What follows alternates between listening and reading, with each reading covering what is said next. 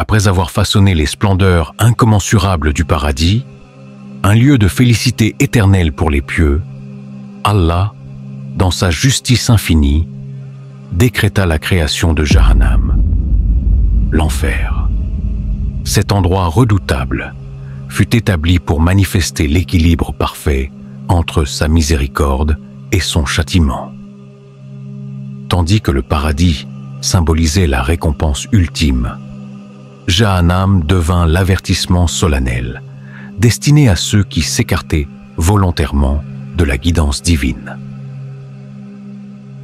La création de l'enfer fut une œuvre d'une gravité et d'une ampleur incomparables. Allah ordonna qu'un vaste gouffre soit formé dans les profondeurs insondables de l'univers. Un abîme noir et silencieux absorbant toute lumière. Ce gouffre, insondable pour l'esprit humain, devint le réceptacle des flammes éternelles. Un feu que nul sur terre ne pourrait imaginer. Allah insuffla alors aux flammes de Jahannam une puissance terrifiante. Ces flammes n'étaient pas comparables à celles que nous connaissons. Elles étaient vivantes, d'un noir rougeoyant, brûlant, sans jamais s'éteindre ni faiblir, et pénétrant jusqu'à l'âme.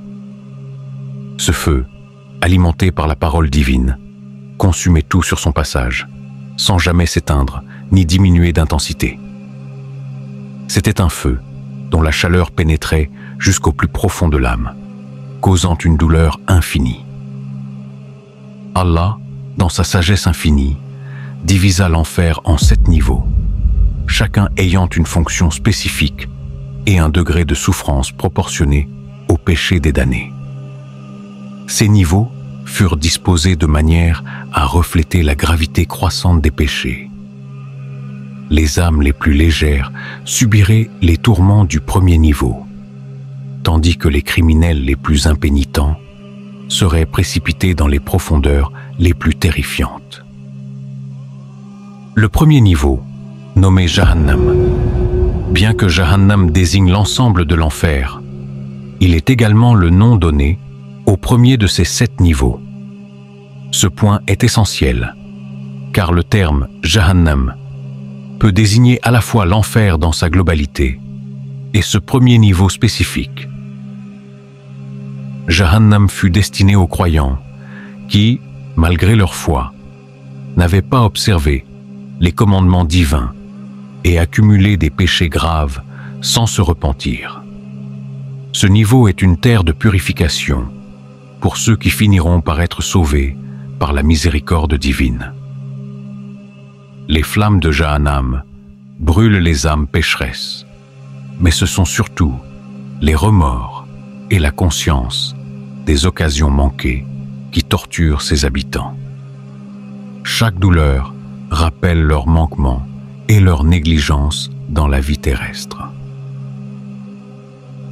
Le deuxième niveau, connu sous le nom de Al-Laza, est réservé aux hypocrites et aux menteurs. Ceux qui, dans leur existence, ont trahi la vérité tout en prétendant être des croyants, subissent ici un châtiment à la mesure de leur duplicité. Les flammes de l'Ada poursuivent ces âmes, s'enroulant autour d'elles comme des serpents venimeux. Elles pénètrent jusqu'à leur cœur, un rappel poignant de la corruption intérieure qu'ils nourrissaient. Ces créatures sont consumées par leur propre duplicité et ressentent une douleur qui ne fait qu'amplifier leur désespoir. Le troisième niveau porte le nom Al-Hutama. Il est destiné à ceux qui ont accumulé des richesses illicites et s'en sont vantés avec arrogance. Ce niveau est un lieu où les âmes sont brisées par des vents brûlants qui transportent des braises ardentes et des chaînes enflammées. Ces chaînes, lourdes et douloureuses, symbolisent l'attachement excessif des damnés à leurs biens matériels. Ici, les âmes subissent aussi une faim insatiable, un vide intérieur qui reflète leur avidité passée, mais aucun répit ne leur est accordé. Le quatrième niveau, appelé As-Sa'ir, est réservé à ceux qui rejetteront les prophètes et les messages divins. Dans ce niveau, les damnés sont précipités dans une mer de feu liquide, un torrent incandescent qui les submerge à chaque instant. Leurs cris résonnent dans les flammes, mais aucun secours ne leur parvient. Ce niveau est marqué par une suffocation incessante. Les flammes brûlent leurs poumons et leurs gorges, les privant d'air et les plongeant dans une agonie perpétuelle. Le cinquième niveau, Al-Saqar, accueille ceux qui n'ont pas observé les prières et se sont livrés à de grands péchés. Ce niveau est une terre de flammes déchaînées et de désespoir absolu. Les damnés, accablés par leur négligence spirituelle, subissent une soif insupportable. Mais lorsqu'ils cherchent à boire, ils ne trouvent que des rivières de plomb fondu et d'eau bouillante, augmentant encore leur souffrance. Chaque flamme et chaque cri est un rappel poignant de leur abandon des obligations divines. Le sixième niveau, connu sous le nom d'Al-Jahim, est destiné à ceux qui ont défié ouvertement la souveraineté d'Allah. Les habitants de ce niveau sont traînés par des carcans en feu autour de leur cou, symbolisant leur soumission forcée après une vie de défiance.